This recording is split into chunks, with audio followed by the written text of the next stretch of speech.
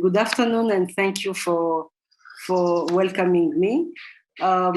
Before I go to my topic, if you can allow me just quickly say a word.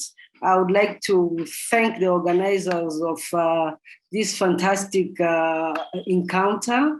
I was very delighted yesterday. I followed with a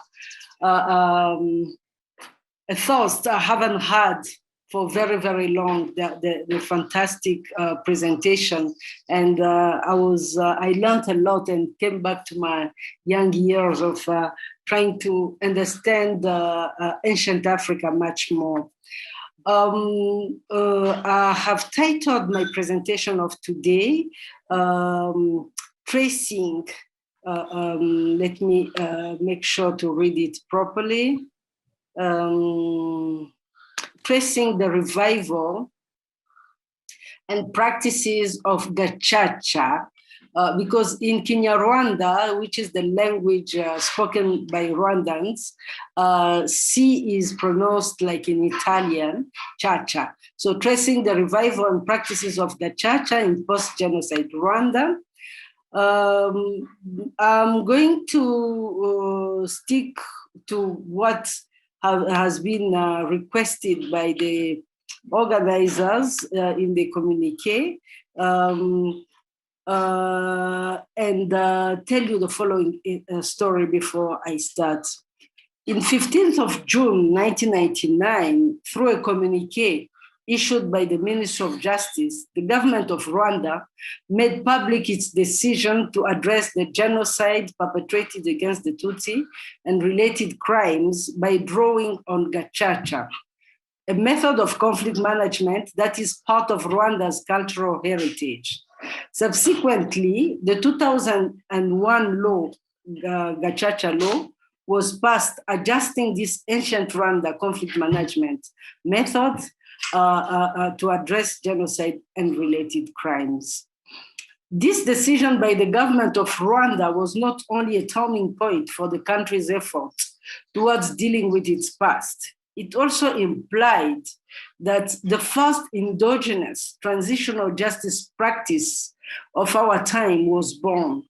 As such, the decision to recreate Gacaca as a response to genocide and related crimes has also had the ability to considerably influence the prevailing global normative structure of transitional justice. In particular, this decision resonated as a rupture, a disruption, even more so since it was a blow in the build-up to the ratification of the statute creating a permanent international criminal court, ICC, held on the 17th of July, 1998. So a bit less than a year.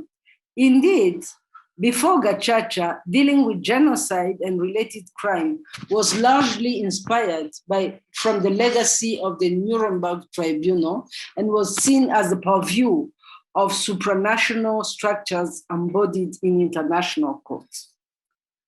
Therefore, the decision by the government of Rwanda created a de facto competition between the international response to genocide and related crimes embodied in the United Nations ad hoc tribunal for Rwanda and the then nascent International Criminal Court. Now, this is the context within which Gacaca came about. So, although Gacaca has been there for some decades, the presentation that I will make is very much borne out a concern with the knowledge gap regarding the dynamics of what we call in the endogenous systems, African system of governance, which Gacaca is one of. If you look at, you do a bit of reading, two major views about endogenous systems of governance in Africa have been competing, though they have been doing so in relative isolation. One stresses the loss of relevance and popularity. Another is concerned about the meaning and place in contemporary polities and societies. While the former doubts their compatibility with nowadays democracies and have a big faith in externally driven beliefs and practices, the latter have deployed important resources in putting forward the time-tested sophistication and suitability. And we were hearing that yesterday again. Clearly, both sides of these debates have importantly contributed to advance our understanding of systems of governance in Africa. However, both sides have often neglected to empirically examine the extent to what these systems of governance in Africa are being revived, in particular African context. So my presentation seeks to contribute to that debate or debate with us by addressing this weakness that I noted in the literature. By employing a post-decolonial approach to trace the revival of Gacaca in post-genocide Rwanda, one also uncover the prospect and problems of doing so, meaning reviving endogenous systems of governance in contemporary Rwanda. So quickly, I would like to say why Rwanda and what is Gacaca. For those who are not yet aware of that, I know my brother Ali is. Gacaca means simply lawn, blade of grass. In the very hilly country of the Thousand Hills, finding a place where that is flat, where you have green grass and where communities can congregate is what has inspired the name of Gacaca. We don't know very well when Gacaca appeared, but traces in the histories of the construction of Rwanda, much centuries before colonizers showed up, show that it was part of the governance of managing conflict in communities. Gacaca has not disappeared, it has survived, although it has taken different names at different places in different times. You see the manifestation of Gacaca in that time, particularly during the reign of the King Rwabugiri, and before the colonizers come to Rwanda.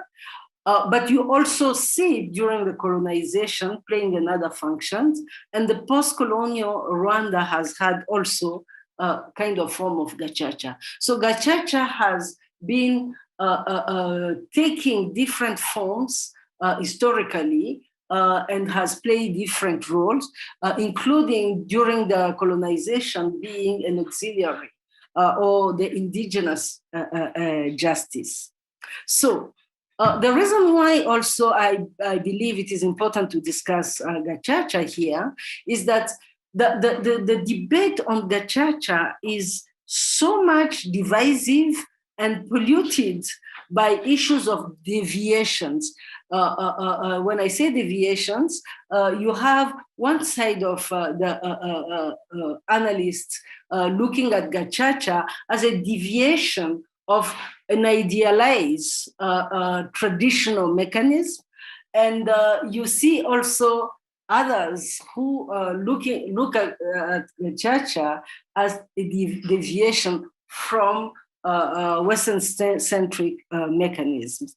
However, it is important to note one of the reasons why Gacaca deserves our attention is that Gacaca, as revived in post-genocide Rwanda, has been central to one of the accomplishments of post-genocide reconstruction, meaning dealing with almost 2,000 cases that would not have been otherwise dealt with.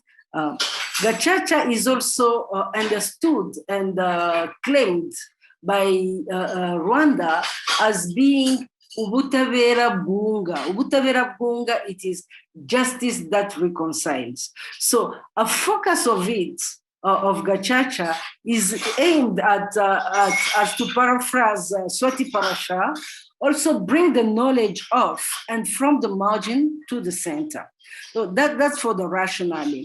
So the question I will be addressing quickly was what specific context and what levels are these traditional systems of governance applied, how Gacaca came about, and how was it practiced, with what lessons. So quickly, I think many of you are familiar with the conflict that has been burning in Rwanda from 90 to 94. Simply, I would pinpoint one aspect of this conflict or the consequences of this conflict that has called Gacaca into being. We have had what they call a popularly perpetrated genocide. Genocide, for those who have taken time to discuss and think about that, they know that it is understood first and foremost as a state crime that is designed, orchestrated with the means that only states can have. One of the particularity, although this has applied also in Rwanda about the genocide against the Tutsi, the other particularity that makes the intensity of genocide so important in Rwanda is that people living side by side under similar conditions who have never killed before, killed their neighbors, making it a moment of destruction of the social fabric of that country that's much before the colonials happened to come to Rwanda, has been at least for 2 or 4 centuries in the process of construction of nation building. So that is the interactive aspect of genocide, a complex regime change, and the conflict-ridden society.